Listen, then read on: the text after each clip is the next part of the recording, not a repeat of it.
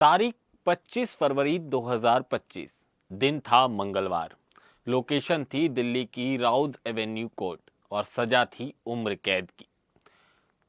यही वो तारीख थी जब एक उम्र कैद की सजा काट रहे सांसद को फिर से कोर्ट ने उम्र कैद की सजा सुना दी थी।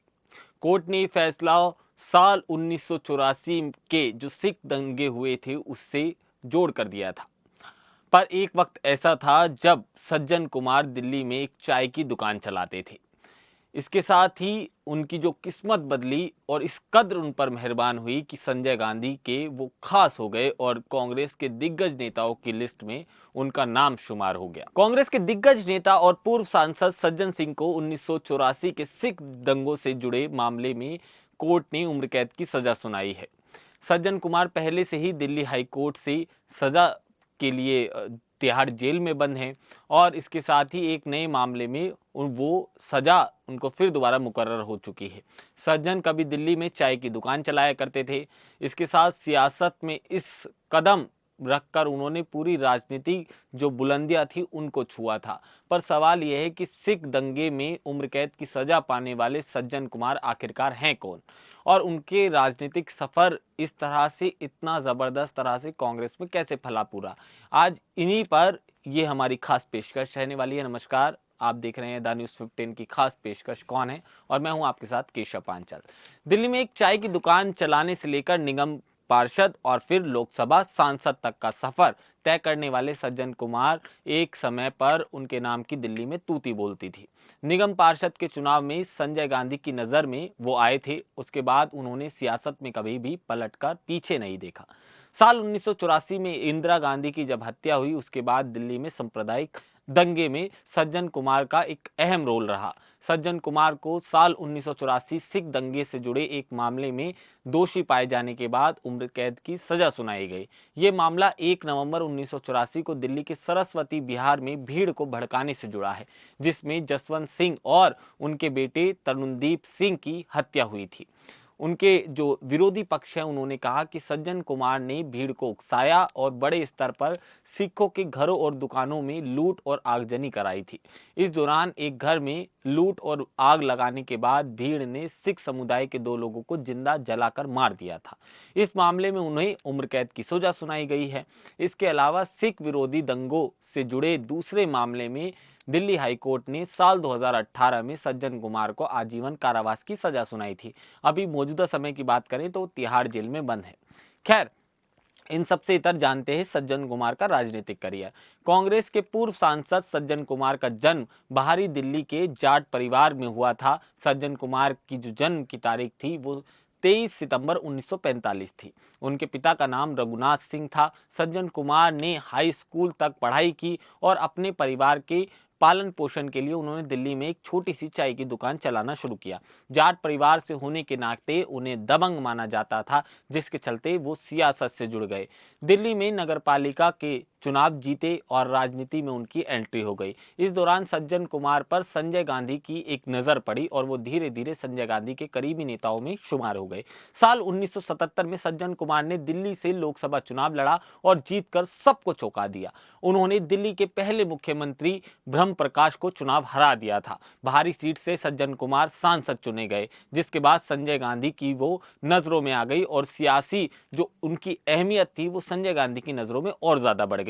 संजय गांधी की कांग्रेस में उस समय तूती बोलती थी। ऐसे में सज्जन कुमार उनके करीबी नेताओं में गिने जाने लगे। सज्जन कुमार की बात करें तो जो पार्टी की अहम भूमिका थी वो संजय गांधी ने उनको दी थी। साल 1984 में देश में पहली बार महिला प्रधानमंत्री को चुना था जो इंदिरा गांधी थी और उनके ही एक सिख बॉडीगार्ड ने गोली मारकर उनकी हत्या कर दी थी, जिसके बाद दिल्ली और आसपास के इलाकों में सिख विरोधी दंगा शुरू हो गया था। इस दंगे में सैकड़ों सिख मारे गए थे। साल 1984 में सिख विरोधी दंगों में जिन लोगों का नाम सामने आया उनमें से एक सज्जन कुमार थे। सज्जन कुमार पर भीड़ को उकसाने का आरोप लगा। इसके अलावा सज्जन कुमार पर गुरुद्वारे में आग लगाने, डकैती और सिखों के खिलाफ आपराधिक साजिश रचने के तमाम आरोप भी उस दौरान लगे थे। सज्जन कुमार का नाम दिल्ली में सिख के खिलाफ जो दंगे हुए उसे भड़काने में आता है। खासकर दिल्ली के सुल्तानपुरी, मंगोलपुरी, कैंट, पालम कॉलोनी जैसे इलाकों में दंगों में पीड़ितों के मुताबिक 1 नवंबर को जो 1984 का वक्त था, उसमें दिल्ली की एक भीड़ को संबोधित करते हुए सज्जन कुमार को कहते सुना गया कि हमारी मां मार दी, सरदारों को मार दो। सज्जन कुमार के खिलाफ दायर मामलों में कई गवाहों ने अपने बयानों में कहा कि सज्जन सिंह ने निजी तौर पर सिखों के घरों की पहचान कराकर भीड़ को हमले के लिए उकसाया था। आरोप यह भी है कि सज्जन कुमार सिंह के समर्थकों ने दिल्ली के वोटर लिस्ट के जरिए सिखों के घरों और बिजनेस की पहचान की और उसमें तोड़फोड़ या फिर आग लगाने जैसे कई सिखों के घरों को उन्हें घरों से निकालकर मारा भी गया। मगर संजय गांधी के अतिरिक्त जो उनकी एंट्री कराने में एक अहम भूमिका आती है वो हीरा सिंह की आती है। आपको बता दें, एक समय सज्जन कुमार की दिल्ली में तूती बोलती थी और दिल्ली की जो लंबे समय तक वो कांग्रेस पार्टी के भीतर किंग मेकर की भूमिका में भी रहे हैं। सिख विरोधी दंगों के चलते सज्जन कुमार की पहचान एक वक्त दिल्ली के दबंग नेताओं के रूप में होती थी। सज्जन कुमार को भले ही आगे संजय गांधी ने बढ़ाया हो, लेकिन सियासत में उन्हें चौधरी हीरा सिंह लेकर आए थे। सज्जन कुमार चाय की दुकान चलाया करते थे, लेकिन उन्हें निगम पार्षद के लिए जो चुनाव उन्होंने लड़ा उसे टिकट दिलाने में निगम पार्षद का चौधरी हीरा सिंह की एक अहम भूमिका रही थी। हीरा सिंह जाट समुदाय के उस वक्त के एक बड़े नेता माने जाते थे। हीरा सिंह ने कांग्रेस नेता HKL भगत के जरिए सज्जन कुमार को पार्षद की टिकट दिलवाई थी। निगम चुनाव में सज्जन सिंह ने जीत हासिल करी। इसके बाद उन्होंने कभी पीछे मुड़कर नहीं देखा था। वो भारी दिल्ली सीट से जीतकर 3 बार लोकसभा पहुंचे थे। 77 में बात की जाए तो देश में कांग्रेस विरोधी लहर चल रही थी और उसका असर दिल्ली में भी हुआ था। दिल्ली में कांग्रेस पार्टी काफी कमजोर पड़ गई थी। इसके बाद दिल्ली में सज्जन कुमार को अगले चुनाव में लोकसभा प्रत्याशी बनाकर कांग्रेस ने उतारा था। वो भारी दिल्ली से चुनाव जीत गए थे। इसके बाद सज्जन कुमार ने बड़ी जीत देखा जा रहा था, क्योंकि सज्जन कुमार ने दिल्ली के पहले मुख्यमंत्री और दिल्ली के शेर कहे जाने वाले ब्रह्म प्रकाश को मात दी थी। हालांकि साल 1984 में सिख विरोधी दंगों के बाद पार्टी ने अगले चुनावों में उनका टिकट काट दिया।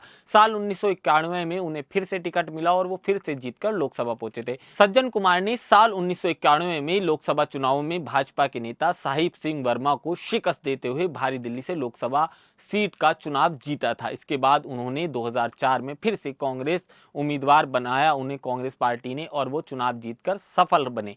लेकिन साल 2009 में कांग्रेस ने उनका टिकट काट दिया और उन्हें टिकट देने से इनकार कर दिया था, जिसके बाद सज्जन कुमार ने राजनीति से अपनी एक दूरी बना ली थी। साल 2009 की बात करें तो जब सज्जन कुमार पार्टी के में शामिल थे और लोकसभा से उनका टिकट काट दिया था, लेकिन एक सिख पत्रकार की ओर से तत्कालीन गृह मंत्री पी चिदम्बरम की ओर जूता उछालने की जो घटना सामने आई थी, उसको लेकर उनका टिकट काटा गया था। सज्जन कुमार ने अपने भाई रमेश कुमार को दक्षिणी दिल्ली से टिकट दिलाने में कामयाबी हासिल करी थी और रमेश चुनाव जीत भी गए थे। हालांकि साल 2014 में रमेश को एक हार का सामना करना पड़ा था। उसके बाद चुनाव में सज्जन कुमार के भाई को टिकट नहीं मिला था। साल 2018 में कांग्रेस से जो सज्जन कुमार थे उन्होंने इस्तीफा दे दिया था। इसके बाद ही सज्जन कुमार कांग्रेस के जाट चेहरों में एक बड़ा चेहरा माने जाते थे। दिल्ली में जाट समाज के बीच उनकी जो मजबूती थी वो बड़ी जबरदस्त थी। सज्जन कुमार अपनी सियासी रसूख के दम पर दिल्ली में शीला दीक्षित के खिलाफ भी बगावत का जो झंडा था वो उठा लिया था। शीला दीक्षित की लाख कोशिशों के बाद भी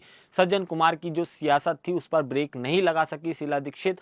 इसके साथ ही कांग्रेस उन्हें दिल्ली की बात करें तो उससे सटा जो राज्य हरियाणा और उसके साथ ही पश्चिमी यूपी के जो जिले हैं उसमें एक बड़ा जाट चेहरे के तौर पर पेश कर रही थी, लेकिन सिख दंगों के चलते कांग्रेस में उनसे दूरी बना ली थी। सज्जन कुमार के नाम को लेकर जब कांग्रेस की आलोचना हुई तो उन्होंने राहुल गांधी को पत्र लिखकर जो कांग्रेस की प्राथमिक सदस्यता थी उससे भी इस्तीफा दे दिया था। वक्त ने उन्हें ऐसी जगह लाकर खड़ा कर दिया कि दिल्ली की सियासत में वो अब कहीं गुमनाम नजर आते हैं।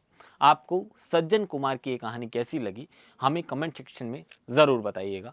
नमस्कार।